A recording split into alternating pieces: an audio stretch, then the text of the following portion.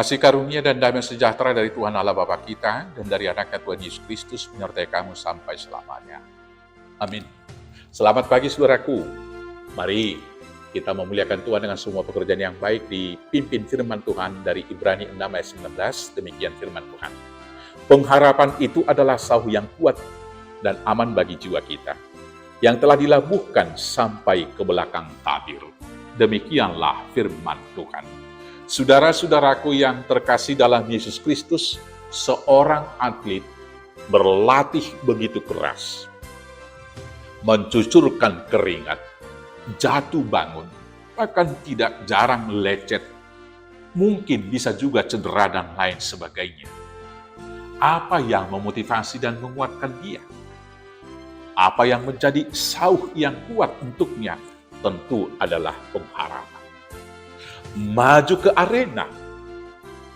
Apa yang membuat dia semangat berdiri dengan gagah dan memulai pertandingannya? Tentu sekali lagi adalah pengharapan. Tentu tidak ada seorang atlet maju ke arena tanpa pengharapan. Itu namanya kalah sebelum bertanding. Demikian juga petani. Giat mulai dari mengolah tanah, mencangkul, memupuk, menanam, menyiangi, dan seterusnya. Apa yang membuat dia? Pengharapan akan panen yang terbaik, membuat seorang petani mau berjerih lelah, menahan hujan dan terik matahari. Itu yang membuat mereka begitu kuat. Demikian juga seorang tentara berlatih, bahkan bermandi darah ketika berlatih. Itu membuat mereka maju dengan berani, adalah pengharapan akan kemenangan.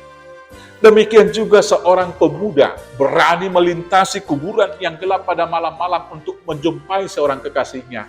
Apa yang membuat dia berani? Pengharapan.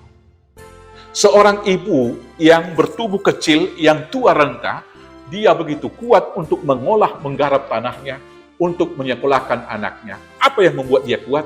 Pengharapan anaknya akan menjadi sarjana.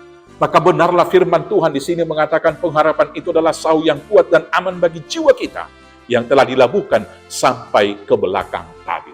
Dan pengharapan orang percaya bukan hanya di dunia, tapi sampai di belakang tabir, yaitu di surga yang kekal. Maka karena itulah, tetaplah dalam pengharapan. Paulus mengatakan di dalam Roma 12 ayat 12, bersukacitalah dalam pengharapan, sabar dalam kesesakan, dan tetaplah berdoa. Kenapa demikian? Pengharapan itu akan membuat seseorang tahan uji. Seperti seorang atlet, dia tahan uji dalam berlatih. Seorang prajurit tahan uji dalam pertempuran. Seorang ibu yang kecil dan tua renta tadi tahan uji mengelola tanahnya. Walau tubuhnya lemah, tapi pengharapannya memberikan kekuatan berlimpah. Kemudian, pengharapan itu memberikan kesabaran. Seorang petani bersabar menunggu hasil dari pertaniannya. Demikian juga orang percaya sabar menanti-nantikan kedatangan Kristus yang kedua kali. Kemudian bergembira dalam menjalani kehidupan. Seorang kekasih karena pengharapannya akan bertemu dalam waktu yang telah dijanjikan, membuat hari-hari penantian, membuat dia bersukacita dan bergembira. Pengharapan juga memberikan keberanian. Seorang pemuda yang melintasi kubur dalam malam yang gelap, karena pengharapan bertemu dengan kekasihnya, dia memberikan keberanian, tidak takut dengan kegelapan, tidak takut dengan hantu dan lain sebagainya. Pengharapan itu juga menuntun akan tujuan hidup. Pengharapan itu dilabuhkan sampai ke belakang tabir. Paulus mengatakan, jika hanya di dunia ini saja kita menaruh pengharapan pada Kristus Yesus, maka kita adalah orang yang paling malang dari seluruh manusia. Pengharapan itu menuntun kita pada satu cita-cita dan tujuan hidup tersebut. Itulah yang membuat setiap orang yang berharap tetap berlari-lari senantiasa dengan tujuan yang pasti tersebut. Demikianlah orang-orang Kristen, orang-orang percaya. Karena kita tahu penderitaan ringan yang sekarang tidak ada apa-apanya dibandingkan dengan pengharapan yang akan datang. Maka tetaplah berharap, bersukacitalah dalam pengharapan.